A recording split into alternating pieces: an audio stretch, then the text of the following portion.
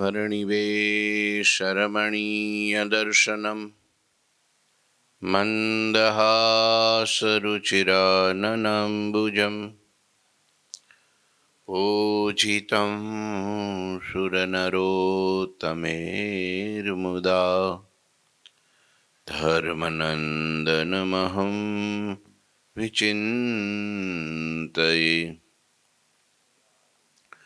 गुरुर्ब्रह्मा गुरुर्विष्णु गुरुर्देवो महेश्वर गुरुः साक्षात् परं ब्रह्म तस्मै श्री गुरुवे नमः।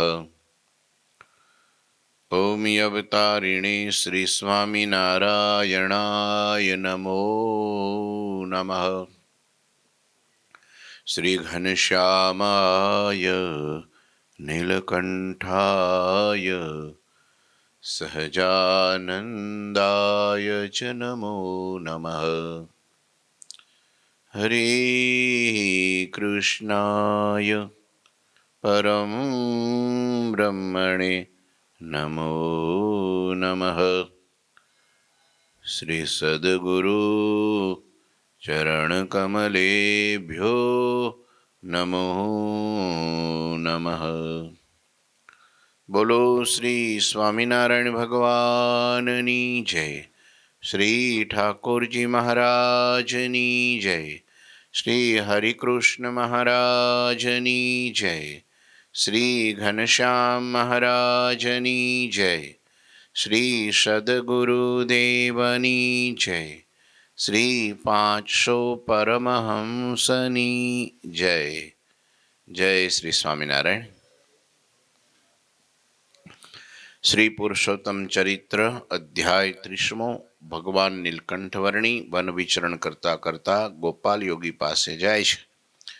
ગોપાલ યોગી અને નીલકંઠવર્ણીનો મેળાપ અને એની કથા ગોવાળો આવ્યા હિંસક પ્રાણીઓ ભગાડ્યા। ભગવાન શ્રી હરિ એની આજ્ઞાથી વગાડેલો શંખ અને એ વખતે જે પરચો થયો ગોપાળ યોગીના મનમાં અને ત્યાં રહેનારા બધાય જે ગોવાળો પશુપાળ જે માલધારી હતા બધાયને ભગવાનપણાનો નિશ્ચય થયો અને એ વખતે ગોપાલ યોગી પરમાત્માની સ્તુતિ કરે છે। અદ્ભુત શબ્દો છે। હે અખિલ જગ આધાર પ્રભુ તુમ धामी अक्षर धाम के तुम हो जो त्रिगुणातीत पुनी तुम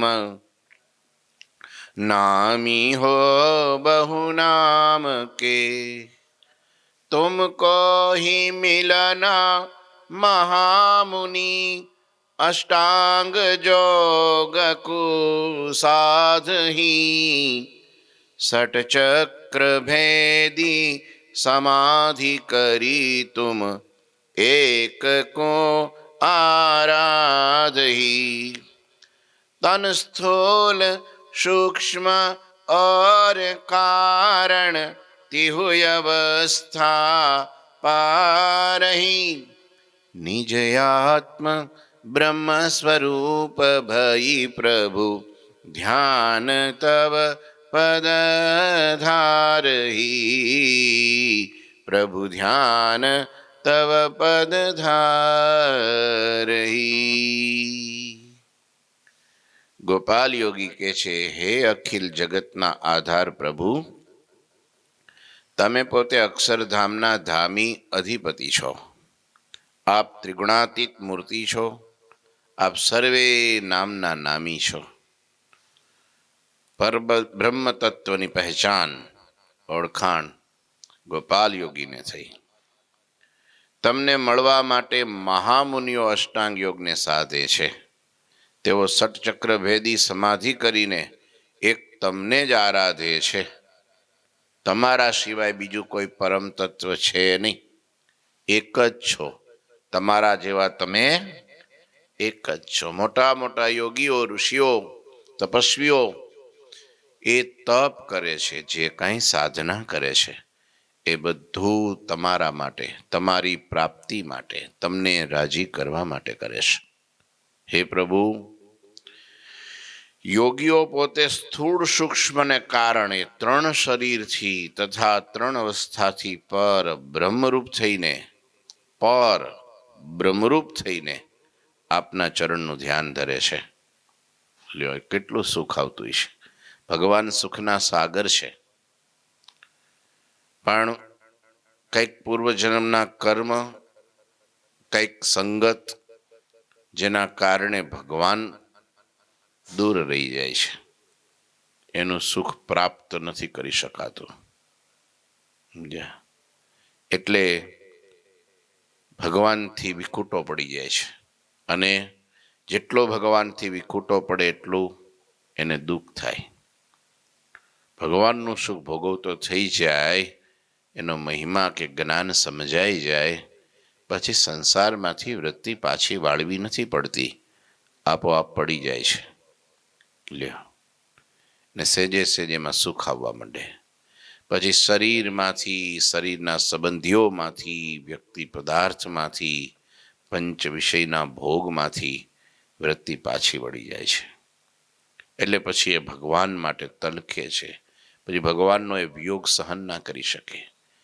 તપને કરે, જપને કરે, વ્રતને કરે, તીર્થને કરે.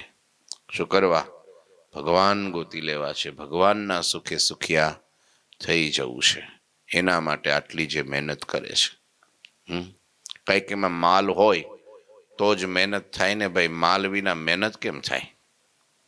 આપણને એમ થાય કે આ સવારથી સાંજ સુધી નોકરીએ જઈશે, પણ સાંજ પડે કે પછી મહિને આપણને જો પગાર ન મળતો હોય તો એ નોકરી કરવાનો રસ કેટલો રહે? ભાઈ રે.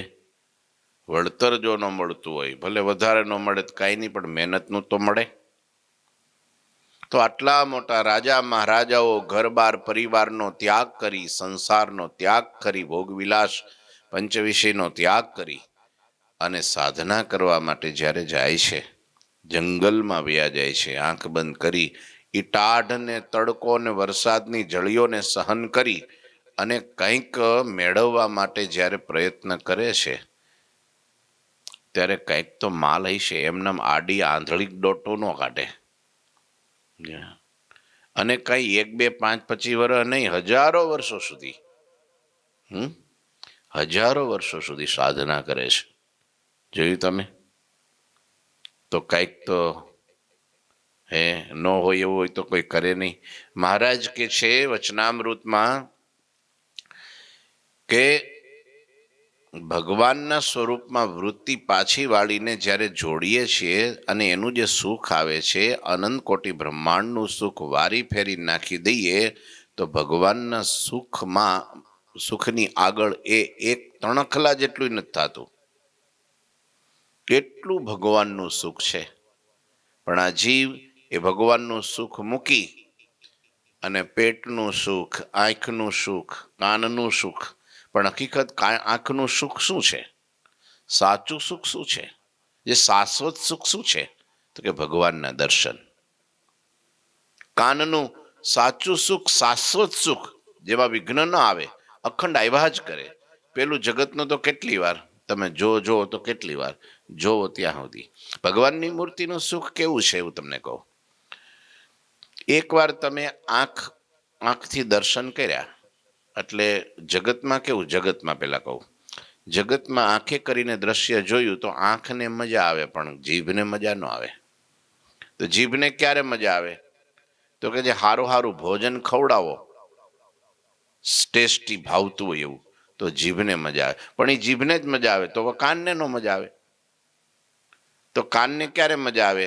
તો સરસ મજાનું મધુર ગમતું સંગીત કે સારા શબ્દો કે સારું ગાયન એ સંભળાવો, કે સારી મીઠી આપણને ગમતી એવી વાત એ સંભળાવો તો મજા આવે. પણ એ કાનને જ મજા આવે તો ભાઈ જીભને નો મજા આવે.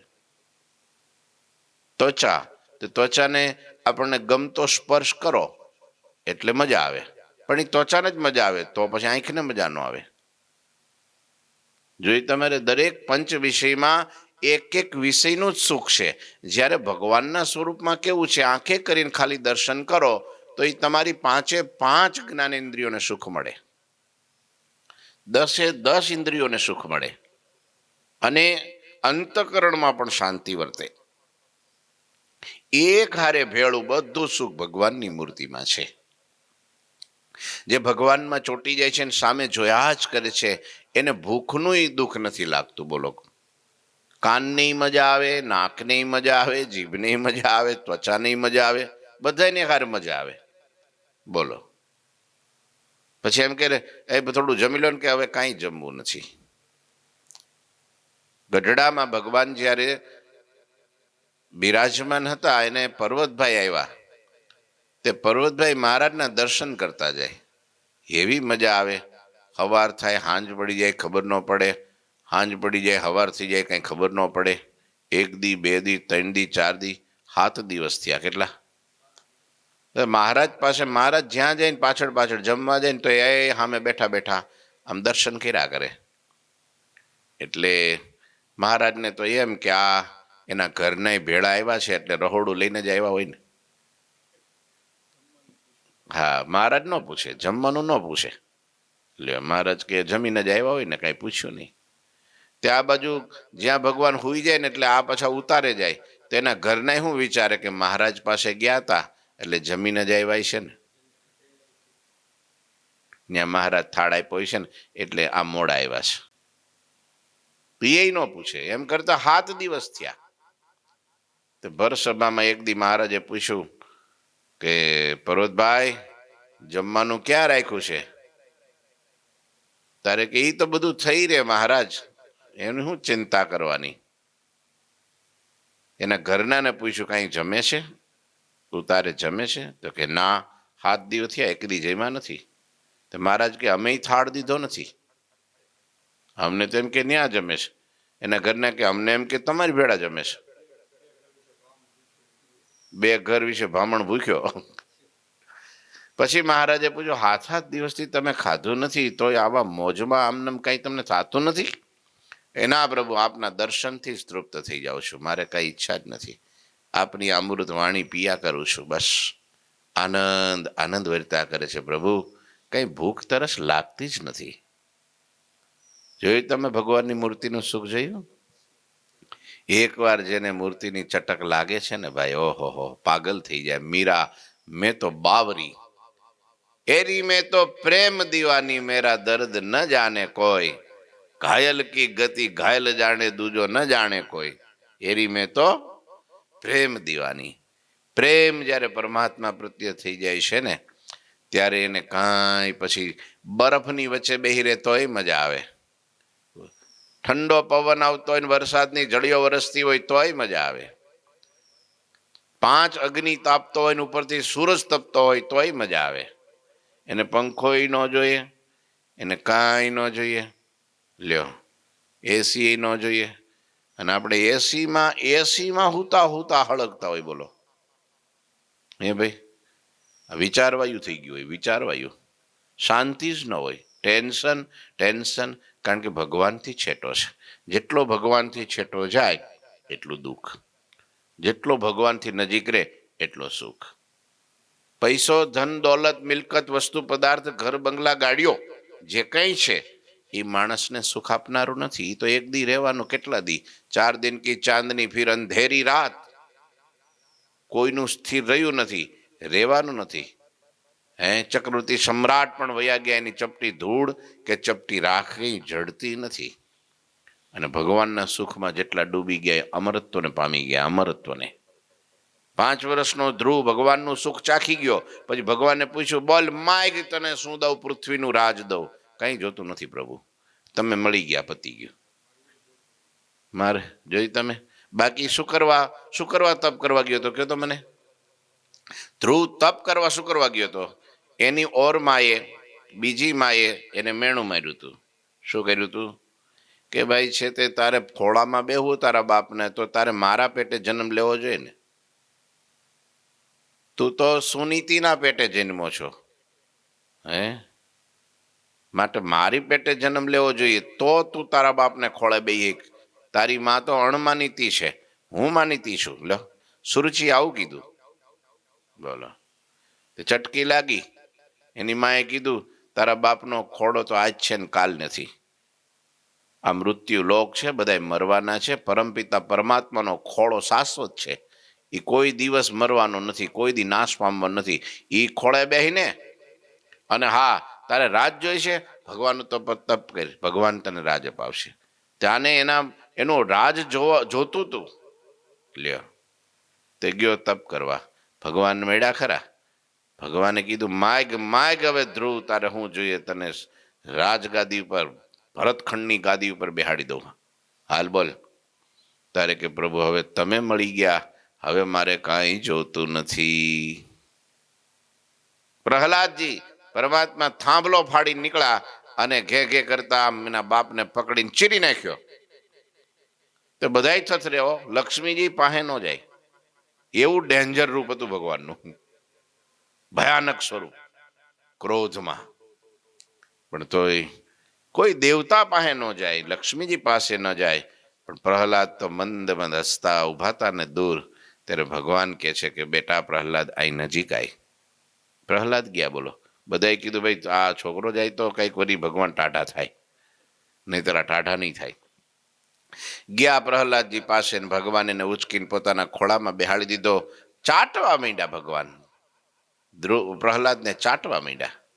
માગ કે બેટા માગ, તારી ભક્તિથી, તારા વિશ્વાસથી હું પ્રસન્ન થયો છું, માગ. અને તે વખતે પ્રહલાદે એટલું માગ્યું, તમે મારા બાપથી રક્ષણ કર્યું, એને હું રક્ષણ નથી માનતો. મારા બાપથી તમે મારી રક્ષા કરી, એને હું રક્ષણ નથી માનતો. તો મારી ઇન્દ્રિયો અંતઃકરણ થકી મારી રક્ષા કરો પ્રભુ. મારે તમારું સુખ જોઈએ છે. મને તો તમે ખપો, તમે જોઈએ છીએ. હે, પ્રેમાનંદ સ્વામી ગાયું ને, તુમ બિના તુમ મોહે ઓર ન દઈયો, એહી મોજ મેં પાવું, તેરે દ્વાર પર્યો સુખ, તેરે દ્વાર પર્યો ગુણ ગાઉ. તુમ બિના તુમ મોહે ઓર ન ચાહીએ. જોયું, પ્રભુ તમારે દેવું, દાન દેવું છે ને. તમે મારી ભક્તિથી પ્રસન્ન થયા છો, મારા તપ જપ વ્રતથી પ્રસન્ન થયા છો, તો હું માગું છું શું તમને. એ ભગવાનમાં કેટલું સુખ હશે કે તો મને. અને આપણે શું માગીએ, એ મહારાજ હમણાં થોડી તકલીફ છે, ટાઈટ પડે છે ને, આ તો થોડુંક આમ શરીરમાં સારું નથી રહેતું, હાજો કરી દો ને. કારણ કે હમણાં થોડાક આમ તેમ છે બધું, થોડું સેટિંગ પાડી દો ને. અને આ બધાય કીધું હોત તો કે ભાઈ તો એક કામ કરો, હમણાં સુરતનો કલેક્ટર બનાવી દો, પછી જુઓ તમારે. હે, એટલે એમાં ભગવાન કહે છે માલ નથી. પણ હવે માણસને હવે ખાવા કેટલું જોઈએ હે ચંદુભાઈ, પહેરવા કેટલું જોઈએ, ઓઢવા કેટલું જોઈએ, રહેવા કેટલું જોઈએ. અને જેને જેનો આશરો એને એની લાજ. આશરામાં પોલ હોય તો દુઃખ આવે. અને દુઃખ કઈ એવું ભગવાન કસોટી કરતા હોય, રોજ થોડું રહેવાનું છે. અને દુઃખ કોને નથી આવ્યું? પાંડવોને આવ્યું છે, હરિશ્ચંદ્રને આવ્યું છે, મીરાબાઈને, નરસિંહ મહેતાને આવ્યું છે, દાદા ખાચરને આવ્યું છે, મોટા મોટા રાજા મહારાજાઓ થઈ ગયા, પાંડવોને આવ્યું છે. કોને દુઃખ નથી આવ્યા જગતમાં? કયો તો મને. જે ભગવાનને માર્ગે ચાલ્યા, દુઃખ તો, અને દુઃખ તો માણસને ચોખ્ખા કરે છે, શુદ્ધ કરે છે. દુઃખ માણસને, હા, જેમાં તમારી વૃત્તિ હોય ને, એ તમને એમ લાગે કે અરે રે આટલા વર્ષ સુધી આ શરીરને મેં હાંચવું, નવડાવ્યું, ધોવડાવ્યું, ખવડાવ્યું, પીવડાવ્યું, હર્યો ફર્યો, બધું બહુ કર્યું ને બહુ માવજત કરી, દવા દારૂ આ તે બધું, અને છતાંય મારો બેટો રોગ ઘરી ગયો. તો શરીરને મને દગો દીધો, એટલે શરીરમાંથી આસક્તિ તૂટી કે આ તો ભાઈ રાખના પડીકા છે, આ તો નાશ પામી જવાનું છે. લ્યો, એટલે ભગવાને દુઃખ દઈ એને શરીરમાંથી વૃત્તિ ખેંચી લીધી. તો આ ધન દોલતમાં પણ એવું છે, રોજ રહેવાનું છે. ગાડી આજ જેવી છે એવી 5 વર્ષ પછી થોડી રહેવાની થાય, જૂની થાય. કપડા ગમે એટલા હારા હોય તો 5 વર્ષ પછી જૂના. આપણે ન ફાડીએ તો ઉંદેડા ફાડ નાખે. હા, હા, હવે બહુ સાચવીએ. જો ને પેલા એક કબાટ કાલે ખોલ્યો હતો, એમાં બધું સાફ સફાઈ ચાલતી હતી. હવે ત્યાં બધું પેક આગળ પાછળ નીચે ઉપર બધું જોયું, ક્યાંય કાણું નહીં. તો અંદર કોતરેલું, બોલો, અંદર બધું કાગળિયા કાગળિયા કાગળિયા કરી નાખ્યા. કીધું આમાં આવ્યો કેમ નો, એ વિચારમાં પડી ગયા અમે તો. આ તો બંધ હતું, બારણા ખોલ્યા નથી, અંદર ગયો કેમ નો? એક ઉંદરે જો આવી રીતનો ભોગી જતો હોય તો ભગવાન તો ભોગી જાય. હે ભાઈ, કાપી નાખે. એટલે કાંઈ રહ્યું નથી, કોઈનું કાંઈ રહેવાનું નથી. એટલે કે છે અહીંયા, હે પ્રભુ, યોગીઓ પોતે સ્થૂળ સૂક્ષ્મ કારણ 3 શરીરથી 3 અવસ્થાથી પાર બ્રહ્મરૂપ થઈને આપના ચરણનું ધ્યાન કરે છે. આ બધું જ ખોટું છે. આ શરીર, એની અંદર બીજું શરીર, એની અંદર ત્રીજું શરીર છે. લો, એક જ શરીર નથી દેખાય હો. આ તો ખાલી કાચમાં દેખાય, અને અંદરનું છે ને આંખ બંધ કરો તો દેખાય. આ ઉઘાડી આંખે દેખાય. અંદરનું શરીર આંખ બંધ કરો એટલે દેખાય. તોય પાછું ત્રીજું શરીર તો કોક દેખાડે તો દેખાય. એ કયું? કારણ શરીર. એ આપણને ન દેખાય. હા, એ તો સદગુરુ બતાવે કે આ તમારું કારણ શરીર, તમારી ઈચ્છા, તમારી વાસનાઓ આ બધી છે, આ તમારું રૂપ છે, ને ટાળો. આ શરીરને ટાળો, ત્યારે ટળે છે. અદભુત લખ્યું. જો યોગી ગોપાળ યોગી ભગવાન વર્ણીની સ્તુતિ કરે છે. તપ તીર્થ જોગરુ સર્વ સાધન, સુફલ સબ તવ જ્ઞાન સે, તબ જ્ઞાન બિન સો સર્વ સાધન, સકલ શૂન્ય સમાન સે. તપ, તીર્થ, યોગાદિક સર્વ સાધનો આપના સ્વરૂપના યથાર્થ જ્ઞાનથી સફળ થાય છે. આપના યથાર્થ જ્ઞાન વિના તો સર્વ સાધનો શૂન્ય સમાન છે. લો, હવે તમે આમ હવામાં બચકા ભરો તો શું મળે, કયો તો મને? હે, 2 મૂર્ખ માણા હતા. 2 જણા ઓટે બેઠા બેઠા, શેરીમાં બેઠા બેઠા વાતો કરવા લાગ્યા કે ભાઈ, આ રોજ સાંજ પડે ને અંધારું આપણા ઘરમાં ઘરી જાય, એ આપણે પોહાય નહીં. તો કે લાકડી લ્યો, લાકડી. 2 ડાંગ લીધી. આજ તો હે ને દરવાજે ઊભું રહેવું છે. સમય થાય ને 6, 6:30 વાગે, જેવું અંધારું આવવા જાય ને લાકડીએ ટીપી નાખવું છે, પણ અંદર ઘરવા નથી દેવું. 2 ઉભા રહ્યા ને હાંજ પડી, અંધારું મીંડું આવવા. એટલે આવ્યું કે છે કે મીંડ લાકડીઓ ફેરવા, મીંડો મારવા. એટલે આપણા તો ફળિયામાંય ઘરી ગયો. ત્યાં પાછળ દોડ્યા, ત્યાં તો કે ઓસરીમાંય ઘરી ગયો. એટલે મારજે કે છે, કાઢજે બહાર. અરે પણ આ તો ઓરડામાંય ઘરી ગયું. અંદર ગયા ઓરડામાં, મેડા લાકડીઓ વીંજવા. તે કેટલાય ઘડાને વાહણ તોડ નાખ્યું, એકબીજાને ટકાઈ ફોડ નાખ્યા. હા, એ ઠાકીને લોથપોથ થઈ ગયા. સવારે ન્યાન બેભાન થઈને પડી ગયા. અને સવારે જ્યાં જાગ્યું ત્યાં તો આંખ ખોલી ત્યાં અંજવાળું. તોય મૂર્ખ શું કે ખબર? જો કાઢ્યું ને, કે એ કાઢ્યું ને, જો કાઢ્યું ને, હવે કાઢ્યું એમ નીકળે. દી ઉગે તે દી નીકળે. એમ જ્યારે ભગવાનના સ્વરૂપનું જ્ઞાન થાય ત્યારે આપણા અંદરથી જે કાંઈ કચરો, મેલ, અંધારું, અજ્ઞાન એ બધું ટળી જાય. સૂર્ય ઉદય થાય ને અંધારું જાય, એમ પરમાત્માના સ્વરૂપનું જ્ઞાન થાય એટલે અજ્ઞાન રૂપી અંધારું, માયાનું અંધારું બધું ટળી જાય, હૃદયમાં પ્રકાશ થઈ જાય, અને પ્રકાશમાં ભગવાનના દર્શન થઈ જાય. આમ છે. એટલે કે છે તીર્થ, તપ, યોગાદિક સાધનો આપના સ્વરૂપના યથાર્થ જ્ઞાનથી સફળ થાય છે. તમે ગમે એટલા સાધન કર્યા પણ ભગવાનનું જ્ઞાન ન થયું, લ્યો શું કરો તમે? આપણે કઈ કોના માટે કરે તો એ કે ખબર નથી, એ ખબર નથી. એટલે ભગવાનની ઓળખાણ જ નથી, પણ તપ બહુ કરે છે ઘણા લોકો. હા, એ કે આપણે આપણા કર્મને ખપાડીને એ 0 થઈ જાય એટલે ભગવાન. એમ 0 થઈ જવાય? તો કેટલા ભગવાન થાય કયો મને? માણા એટલા ભગવાન થાય તો પૃથ્વી લોકની, આ બ્રહ્માંડની દશા શું થાય? એક કે મારે વરસાદ કરવો છે, કે ના, એક કે ઠંડી પાડવી છે, એક કે મારે તો તડકો લાવવો છે. એક કે પશુના ધર્મ મનુષ્યમાં કરવા ને એક કે મનુષ્યના ધર્મ પશુમાં કરવા છે. હવે એ શું દશા શું થાય? સૃષ્ટિની દશા શું થાય?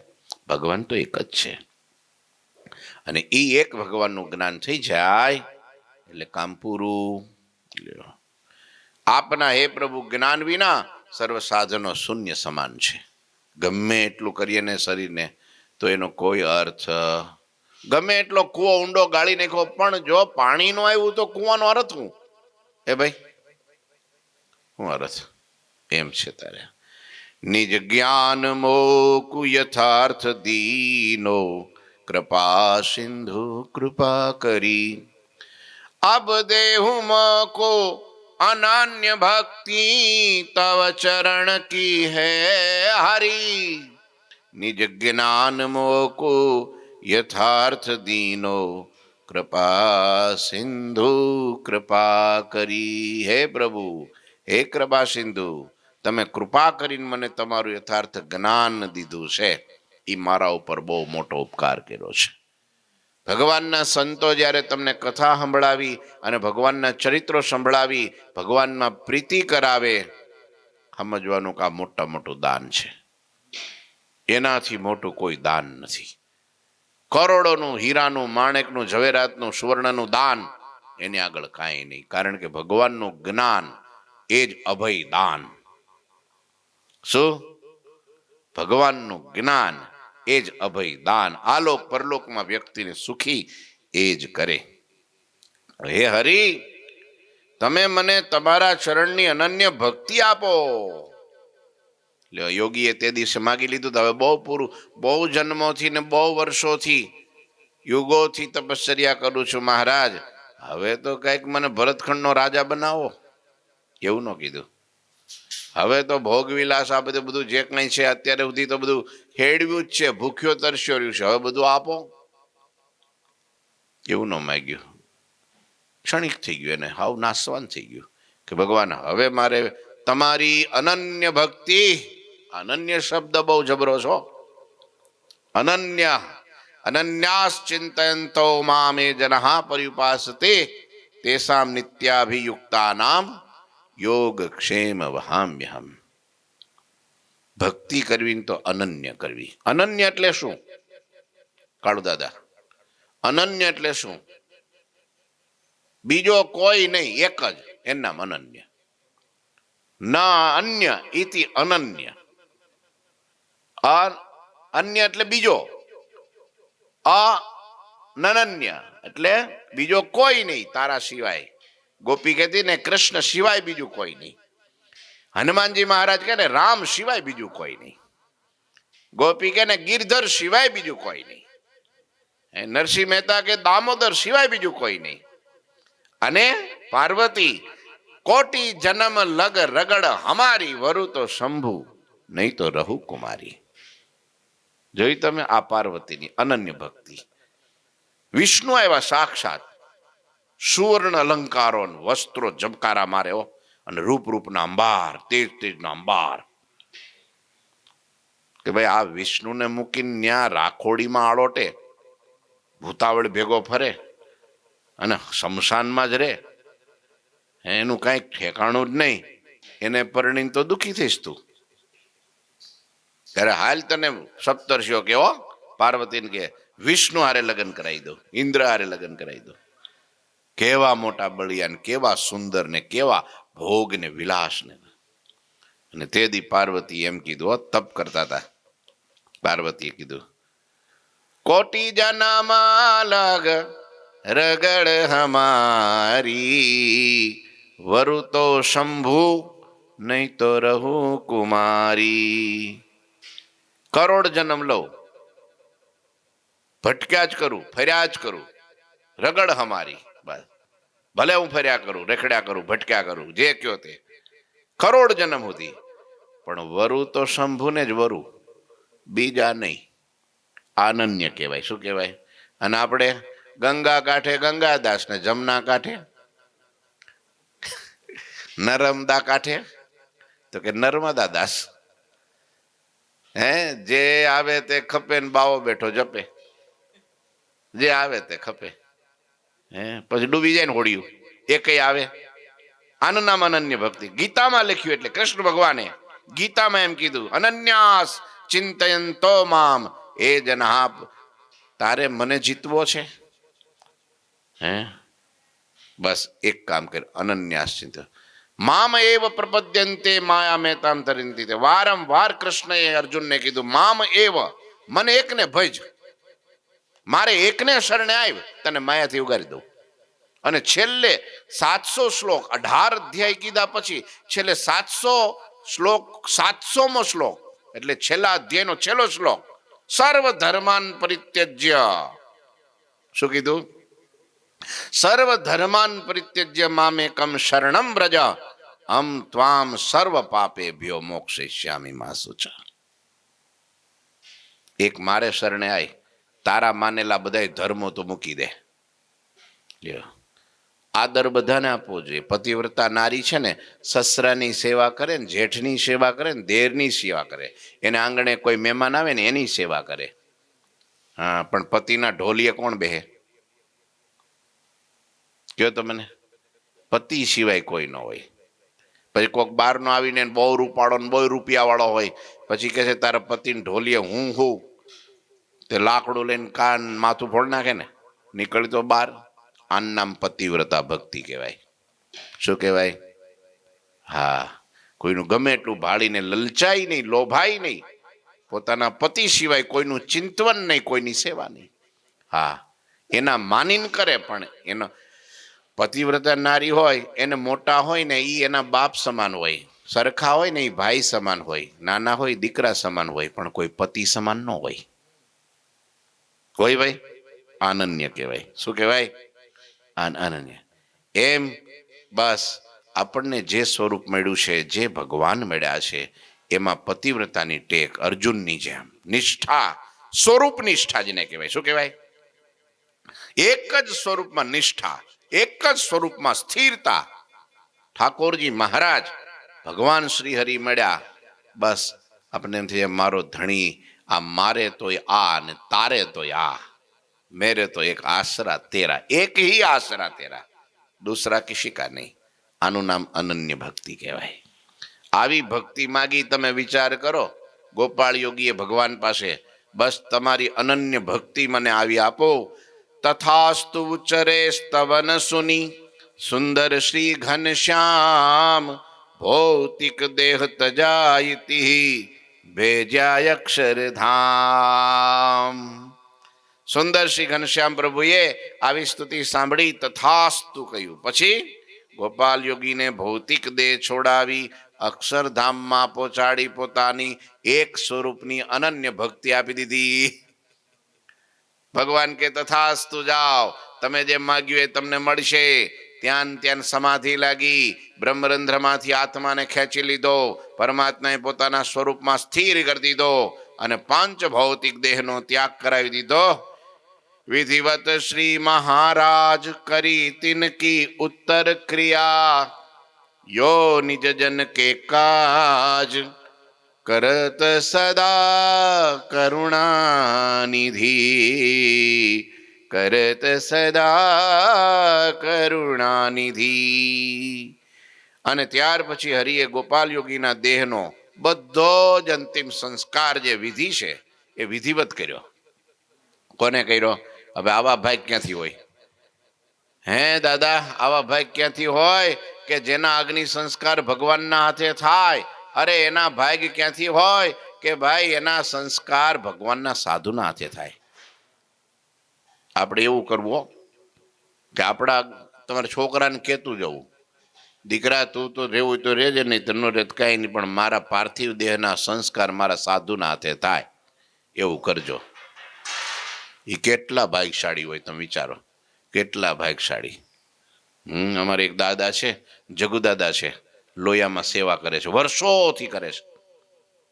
હા, એ કે ગુરુજી મારે તો અહીંયા લોયા ધામમાં જ દેહ છોડવો છે, ઘેરે કોઈને સમાચાર આપતા જ નહીં, તમારા હાથે અગ્નિ સંસ્કાર થાય. મારા તમારા હાથે આ શરીરના અગ્નિ સંસ્કાર થાય. મારે ક્યાંય અહીંયા આ ડેલો મૂકીને આ ખડકી મૂકીને આ દરવાજો વટીને ક્યાંય જવું જ નથી. લ્યો અને વર્ષોથી ફૂલહારની સેવા કરે છે જગુદાદા. એ નસીબદાર કેવા ભાગ્યશાળી આત્મા કહેવાય. કોઈ દી આટો મારવા ઈચ્છા ન થાય ને. આપણે કઈ જાવ ને આટો મારીએ ને 2 મહિના રહ્યા હો ને તો કે ના, એ કઈ દી નહીં. આ સેવા મૂકીને, આ સત્સંગ મૂકીને, આ વાતાવરણ મૂકીને હવે ક્યાંય જવું નથી. નામ કરતા જો દેહ પડે ને તો ગુરુજીના હાથે, સંતોના હાથે અગ્નિ સંસ્કાર આપણા. બસ એવો મોટો લાભ મળ્યો. ભગવાને સ્વયં ગોપાળ યોગીના પાંચ ભૌતિક દેહનો અગ્નિ સંસ્કાર વિધિવત કર્યો. આમ કરુણાનિધિ હરિ પોતાના ભક્તના કાર્ય સદાય કરે છે. ભગવાનનું અવતરણ શાના માટે છે? પોતાના ભક્ત માટે. હું તો તમ કારણે રે આવ્યો ધામ થકી ધરી દે, પ્રેમાનંદનો રે વાલો વર્ષા અમૃત મેં. એટલે કરુણા કરી ભગવાને એને દિવ્ય ગતિ આપી દીધી. ઇતિ શ્રી પુરુષોત્તમ ચરિત્રે મુકુંદાનંદ વર્ણિરાજ ઉત્તમ નૃપતિ સંવાદે હિમાલયે શ્રી પુરુષોત્તમ ગોપાલ યોગી મિલન નામ 300 આ રીતે 30મો અધ્યાય પૂરો થયો. ઠાકોરજી મહારાજની જય. શ્રીપતિમ શ્રીધરમ સર્વદેવ ઈશ્વરમ ભક્તિ ધર્માત્મજમ વાસુદેવમ હરે માધવમ કેશવમ કામદમ કારણમ સ્વામિનારાયણમ નીલકંઠમ ભજે. શ્રી ઠાકોરજી મહારાજની